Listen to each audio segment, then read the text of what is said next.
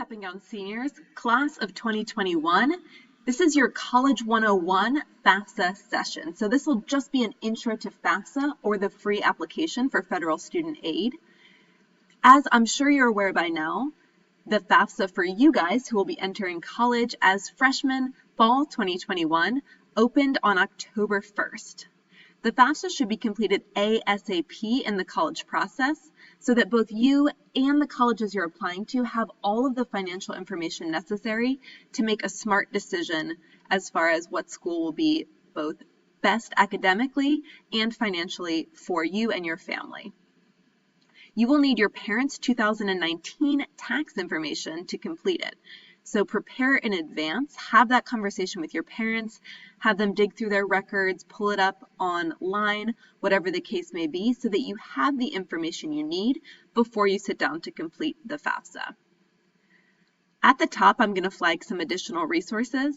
Cap&GOWN is here to help with FAFSA, but you have so many people who want to support you through this. Your own high school counselors at your school building, the Huntsville City School District counselors, Ms. Krieger and Ms. Wolf, NACI, the Ulm Foundation for the young ladies who are part of that, as well as Calhoun Community College are all additional places you can go for help with FAFSA. Along with your parents' 2019 tax info, you will also need your FSA ID before you begin FAFSA. Your FSA ID is the login you will use the entire time you are a college student to log in to FAFSA.gov. Both you and your parent or guardian need to create an FSA ID.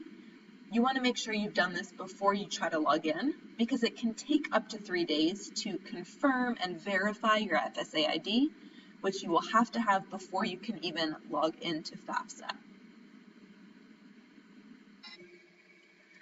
Along with those 2019 taxes and an FSA ID, you will also need your Social Security number, records of any untaxed income, so anything you've done as far as income that you have not reported on taxes, you or your parent, records of your assets. There'll be questions around those, which you can choose to either add information or not, depending on what information you have. And you'll also want a list of schools you're interested in. On the initial FAFSA, you'll be able to add up to 10 schools. Fear not, if you have more than 10 schools that you wish to add, you can always add them later once FAFSA has been processed. So the 6 things you need are all here on the screen. Username and password, that's your FSA ID, your Social Security number, your 2019 tax records, specifically thinking about your parents' 2019 tax record information, records of untaxed income, records of your assets, and a list of schools you're interested in. Once you've completed FAFSA, the first bit of information that you'll want to pay attention to is your estimated family contribution, or EFC.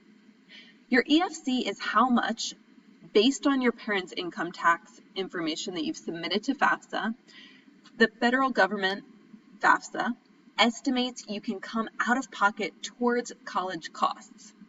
Now your EFC, if you're like me, my family situation was that I was raised by a single mom who made less than what would be considered the poverty line, less than whatever the income level was that the federal government felt she could support me in my college pursuit. So my EFC senior year of high school and going forward was 0.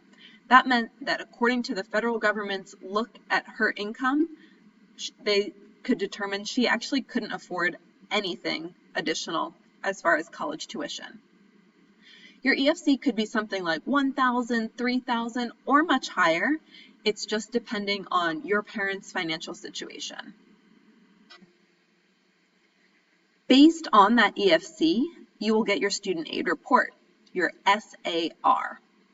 Your SAR will include your Pell Grant amount, your federal subsidized loan amount, federal unsubsidized loan amount, work study amount. You must answer yes to the work study question for this to be included. I recommend you all go ahead and check yes next to interested in work study. That will be a question on the FAFSA. From there, colleges will also calculate their own need-based aid offer to you, and they'll send you an award letter.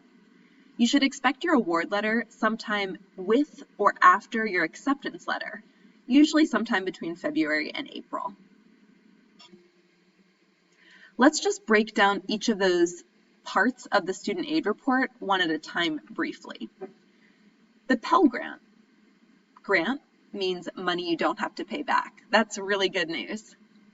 Pell Grant is federal aid given to students based on their estimated family contribution amount. So the lower your EFC, the more Pell Grant money you qualify for.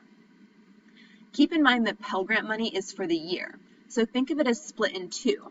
Half of your Pell Grant aid money will be applied to your fall semester, half will be applied to your spring semester.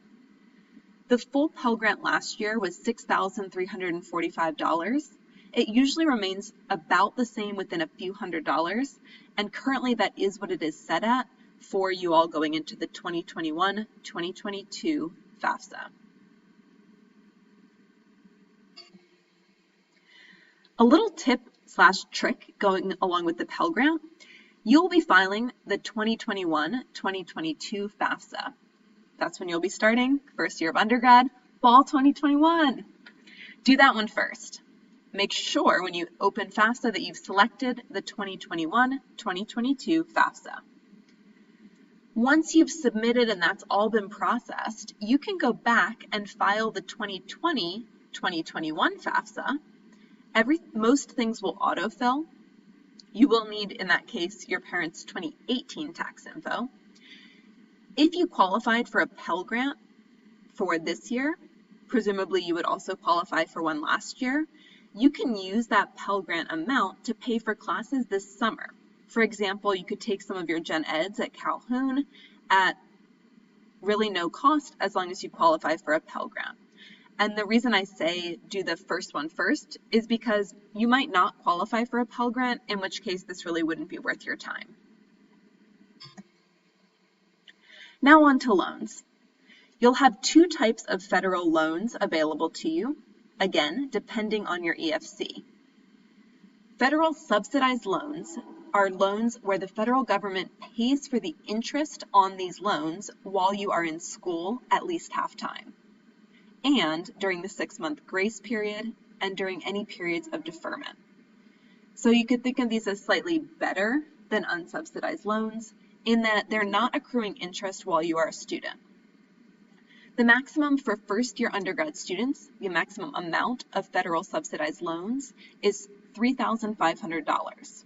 Again, that's going to be for the year, so think of it as split half and half when you come to think about tuition cost. You do not have to take the maximum amount. Once you decide on a school and have all the information, that's when you'll figure out the math for actually how much in loans you want to take out. Federal unsubsidized loans do gather interest from the day you accept the loan amount. A good thing to know is that if you don't consistently pay the interest while you're in school, it will be capitalized, in other words, added to the principal amount. That means it will actually grow more. The maximum amount of federal unsubsidized loans for first-year undergrad students is set at $2,000. Again, $1,000 for fall semester, $1,000 for spring semester. Let's take a pause here and do the math. Let's say your EFC is $0, aka you're a student with a high need of financial aid. That would mean you've got the full Pell Grant, money you don't have to pay back, $6,345, $3,500 in subsidized loans, no interest while you're in school, and $2,000 of unsubsidized loans. The total for that would be $11,845 in aid divided by 2. That's $5,922.50 per semester. On top of that, as long as you've selected yes and you are found to be in need of it, you can also qualify for work study. Work study is government subsidized pay for a job if and when you find and secure a job on campus that takes work study, which will be most on-campus jobs. But again, you do have to actually find these jobs and they can be competitive. The maximum amount of federal work study is $4,000 per year. The way work study works is that anything up to the amount you are approved for work study will be subsidized or paid for by the federal government. Anything over that amount, the employer would have to pay. So depending on the job and how much funding they have, they may say, if you go over that work study amount, no more hours. Some jobs may have additional funding where they're willing to supplement that as well. You still have to find and be hired by these jobs. I just want to keep saying that because these jobs can be competitive. Make sure you've got a resume ready. Make sure you're calling. Don't just submit the application online. Get some FaceTime. Make a phone call. Show up at the office. Introduce yourself. Be polite. Be responsible. And really hustle. Work study money is going to come to you. It will most likely be a direct deposit or it might be a check. It will not be automatically applied to your tuition. You can use it for whatever you need or want, whether that be books, whether that be to pay for rent, to put gas in your car to make sure you can get to school, groceries, whatever it is you need. But keep in mind that is additional aid to support your college going process. Finally, scholarships. Need-based scholarships are also going to be based on your family's financial need, that EFC, as reported by FAFSA. I'm going to pause this here. We'll go into some more scholarship stuff in another video, but I hope that gave you just a general overview of FAFSA. I'm going to link some additional resources to help you along the way, and we'll be working on this at our College 101 meetings all month long. Talk to you soon, CAP&GOWN scholars.